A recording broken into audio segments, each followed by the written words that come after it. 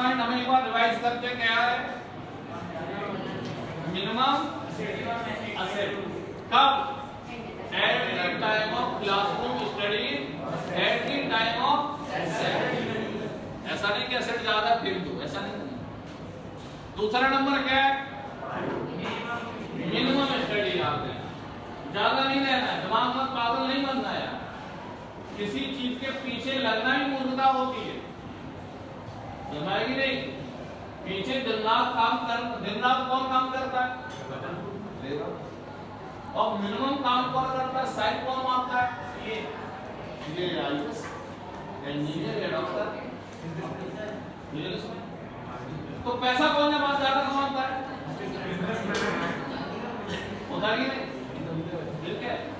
तो आप जरा देखो आपको प्रैक्टिकली पता भी चला। तो मिनिमम शरीर।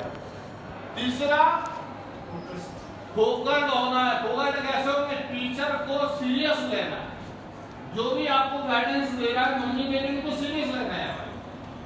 मम्मी को आप कैसे नहीं देते, सीरियस लेना, पापा को सीरियस लेना है, क्योंकि आपसे कुछ अलग वो है ही, उनको कुछ ना कुछ ऐसी बातें होंगी जो आपके लिए बेनिफिशियल होंगी। और चौथी बात ये सीरियस ऐसे लेना बता दो। चौथी बात है पावर डेवलपमेंट। यदि ये चार बातें यदि आपने डाल ली तो हमें लगता है कि आप जो है इसी बार 12th के साथ ही जो बच्चे जेई का टारगेट रखे वो भी पूरा होगा, जो बच्चे नीट का टारगेट रखे वो भी पूरा होगा, जो बच्चे एलडीए का टारगेट रखे वो भी पूरा होगा, जो अदर फील्ड में जाना चाहते हैं वो भी पूरा होगा। बोर्ड एग्जाम में पहला पॉइंट आता है कि हम सब्जेक्ट के अलग अलग चैप्टर के अलग अलग कॉन्सेप्ट को इन चार बातों से कैसे करें, इसके लिए हमें कंसेप्ट समझना पड़ेगा।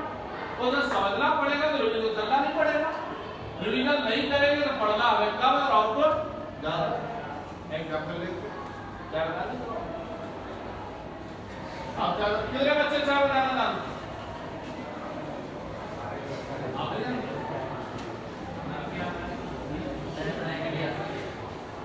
तो अच्छा ये बच्ची बताएगी क्या करते चाहे बता।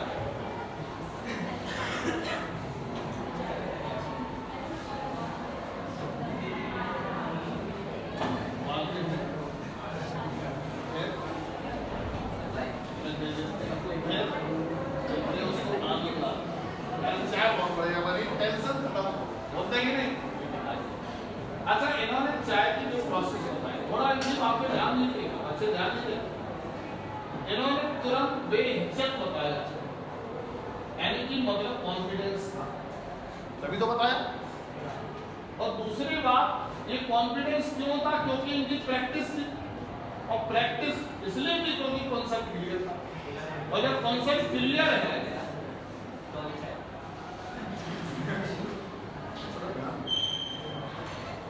कॉन्सेप्ट क्लियर है से साबित हो रहा रिवीजन करने की आवश्यकता नहीं। यदि मैंने से किसी चैप्टर का सवाल पूछ दिया, कॉन्सेप्ट पूछ दिया, तो कहेंगे कल बताएंगे, रिवाइज करना पड़ेगा। यदि हमने टेस्ट आज कंडक्ट कर दिया सरप्राइज टेस्ट, तो आप कहेंगे कल देंगे। कारण क्या है, क्योंकि प्रैक्टिस कॉन्फिडेंस नहीं है, और कॉन्फिडेंस इसलिए नहीं है क्योंकि प्रैक्टिस नहीं है, और प्रैक्टिस इसलिए नहीं क्योंकि इंटरेस्ट नहीं है, इंटरेस्ट इसलिए नहीं क्योंकि कंसेप्ट क्लियर नहीं है। इसलिए कंसेप्ट अलग अलग चैप्टर के जो कॉन्सेप्ट्स हैं उन्हें समझे। अब कहते हैं आप लोग कि जब भी कोई टीचर या कोई मैम या हम ट्यूशन सेंटर या क्लासरूम या कोचिंग सेंटर में जब हम पढ़ते हैं, जो भी टीचर पढ़ाता है सब समझ में आता है, लेकिन जब सवाल लगाते हैं तो अलग अलग लेवल के सवालों लगाने में क्या हो जाता है, कंफ्यूजन होता है। इससे साबित होता है कि आपका कंसेप्ट क्लियर है ही नहीं। तो अपने हर चीज लोग बच्चे क्या करते हैं, पेरेंट्स क्या करते हैं कि बच्चे का ट्यूशन लगा देंगे, बच्चे को कोचिंग लगा देंगे, बच्चे का आईआईटी में सिलेक्शन हो जाएगा, बोर्ड में ज्यादा नंबर आ जाएंगे। ऐसा नहीं है, ये तभी पॉसिबल है जब पावर डेवलप करेंगे। पावर डेवलप तभी करेंगे जब प्रैक्टिस होगी, प्रैक्टिस तभी कर पाएंगे जब इंटरेस्ट आएगा, इंटरेस्ट तभी आएगा जब कंसेप्ट क्लियर होंगे, और कंसेप्ट किसी टीचर के माध्यम से हो भी सकते और नहीं, और इसके लिए आपको सीरियस होना चाहिए। तो पहला पॉइंट क्या है कि कंसेप्ट को क्लियर करें कैसे। जब कोई कंसेप्ट हम पढ़ते हैं, समझिए हम लोग प्रैक्टिकली जो कर रहे हैं उसमें दिक्कत आ रही है, सभी बच्चों में दिक्कत आ रही है। हम कोचिंग पढ़ते हैं वहां भी दिक्कत है, समझ में सब कुछ आ रहा है लेकिन अप्लाई नहीं हो रहा। स्कूल में पढ़ रहे हो वहां भी कंसेप्ट समझ में आ रहा है लेकिन अप्लाई नहीं हो पा रहा। कारण क्या है? एक एग्जाम्पल हम बताते हैं प्रैक्टिकली जो हमने रिसेंटली अभी देखा। जगन्नाथ जी की यात्रा चल रही थी अभी 14 तारीख को, और घंटाघर पे देहरादून के घंटाघर पे एक व्यक्ति आइसक्रीम का डिब्बा लेके, कुल्फी का डिब्बा लेके बांटने आए, और उस आइसक्रीम की कीमत रही होगी 40 से 50 रुपए। अब जो जनता को पता चला तो जनता उस पे उस आइसक्रीम या कुल्फी के लालच में झपट पड़ी। लालच था तो उस पर क्या हुआ, सभी ने अट्रैक्शन जबरदस्त हुआ, और अट्रैक्शन होने से क्या हुआ, जल्दीबाजी हुई, और जल्दीबाजी हुई तो वहां पर डिस्टर्बेंस हुई। जिस कुछ को आइसक्रीम मिली, कुछ को कुल्फी मिली और कुछ को नहीं मिली, कुछ को जूते भी पड़े, कुछ को डंडे भी पड़े, कुछ जमीन में भी गिरे, तो डिस्टर्बेंस हुआ कि नहीं। और कुछ को मिली जो आइसक्रीम वो किसी ने छीन भी, मिली किसी को और छीन ली, तो छीनने में क्या होता है, गड़बड़ हो गई, तो ना किसी को देंगे। यानी कि हम लोग प्रैक्टिकली क्या करते हैं, मैं इसको कनेक्ट कर रहा हूं। हम लोग जब भी किसी कंसेप्ट को पढ़ते हैं वो एक लालच होता है कि अच्छे नंबर लाने। इस कंसेप्ट को पढ़ लिया तो हमारा टारगेट 100 में से 95 का पूरा हो जाएगा। इस लालच बस हमारा जो माइंड है अपने आप अट्रैक्ट होता है, और जल्दीबाजी से हम उस कंसेप्ट के बारीकी पॉइंट्स को क्लियर, जब बारीकी पॉइंट्स हमारे क्लियर नहीं होते हैं तो हम फॉलो किसे करें पता ही नहीं, तो लगाने में क्या हो जाता है, कंफ्यूजन। फिर हमें लगता है यार बोर्ड अलग है, स्कूल अलग है, और आपका कॉम्पिटिटिव एग्जाम जेईई या नीट या एनडी अलग है। इसलिए होता है क्योंकि हमको बारीकी पॉइंट्स क्लियर नहीं हुए, और इसलिए क्योंकि हम जल्दीबाजी में उस कंसेप्ट को समझे ही। आपको क्या करना है उसको देखना, आपको हर कंसेप्ट को करेक्ट करना है। कनेक्ट किस लिए करना है, ताकि हम जिंदगी भर इसका उपयोग कितना करें।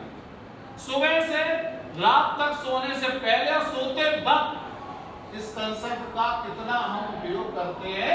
यदि आपको ये चीज पता चल जाए, बस स्विच ऑन हो जाएगा।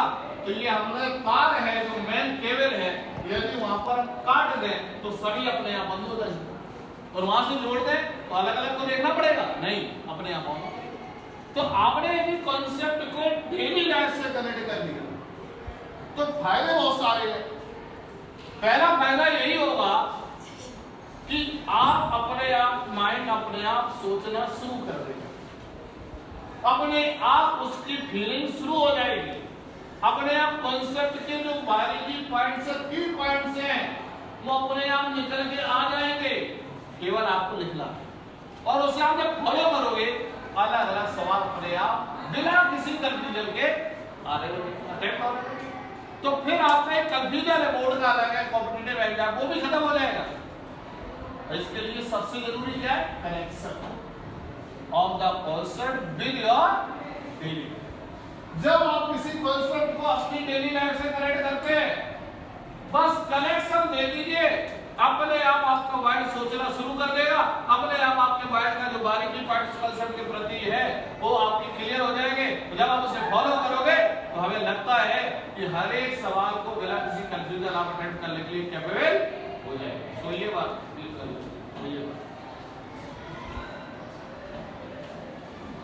तो आप पॉइंट आता कनेक्ट कैसे करें।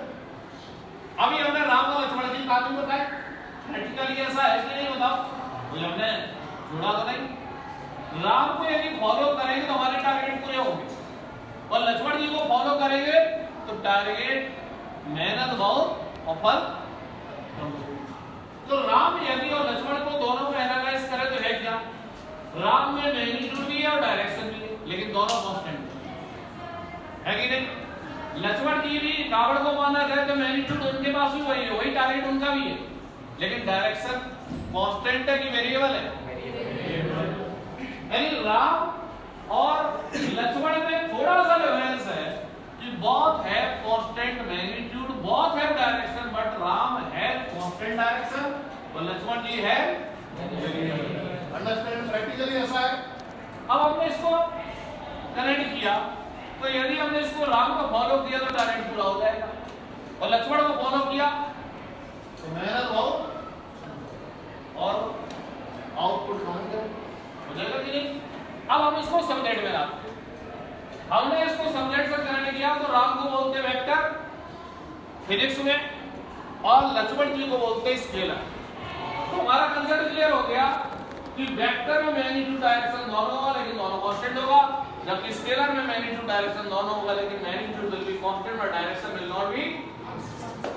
अंडरस्टैंड होगा। केंद्रीय विद्यालय मीरपुर की आप लोग बहुत अच्छे बच्चे साइलेंट मोड में है, सीरियस होकर सुन रहे हैं, बहुत फायदा बेटा मिले।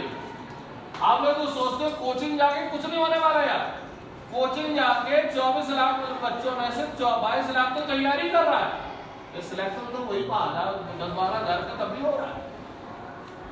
जो पढ़ रहा है, जो पावर डेवलप कर रहा है, उन्हीं का सिलेक्शन हो रहा है। कोचिंग वाले केवल अपना एक ही टारगेट होता है 500 इंटू 1 लाख बराबर इतना।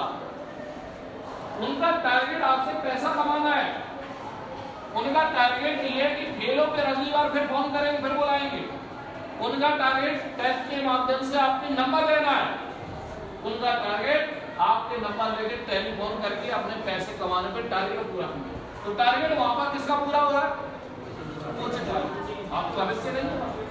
फिर कहते हैं डमी स्कूल ले लो, डमी स्कूल में एडमिशन करा के 80,000 रुपए 80,000 रुपए उनका प्रोफेसर बन जाता है।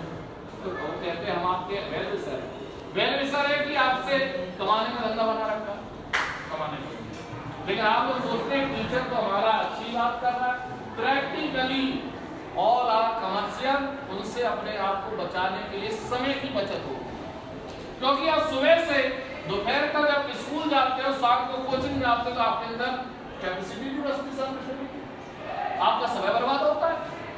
और क्या पावर डेवलप कोई और करा सकता है, जरा सोचो, क्या मैं करा सकता हूं, ये आप खुद करेंगे। इसलिए कोचिंग संस्थानों में हमें लगता है कम जाएगी। सेल्फ स्टडी पे ध्यान दोगे तो आप मनन करोगे, सोचोगे, कमियों को पहचानोगे, डाउट से समझो, कमी दूर कीजिए, कॉन्फिडेंस बिल्डअप कीजिए, प्रैक्टिस कीजिए और कॉन्फिडेंस की टारगेट बढ़ाओ।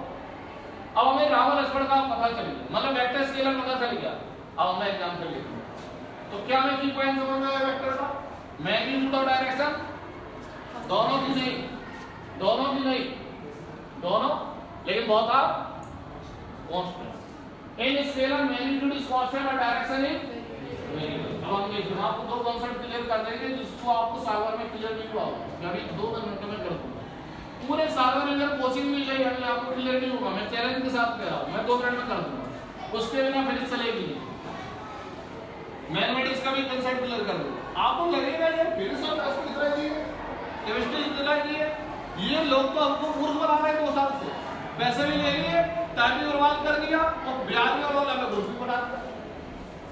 अब आप देखिए करंट एक वायर है, हमने उसको स्ट्रेट क्लिप के माध्यम से लगा दिया और हमने स्विच से कनेक्ट किया। जब हमने उसको स्विच से कनेक्ट किया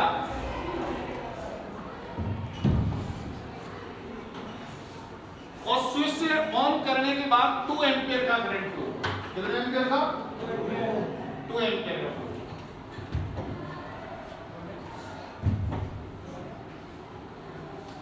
फिर वायर उसकी क्लिप मैंने हटा दी बेटा, वायर हो गई, फिर स्विच ऑन किया भाई, कितने एम्पीयर का करंट फ्लो होगा, मैग्नीट्यूड वही रहा लेकिन डायरेक्शन कांस्टेंट। किस कंडीशन को फॉलो कर रहा है, वेक्टर किस स्केलर, इसलिए कौन सी क्वांटिटी है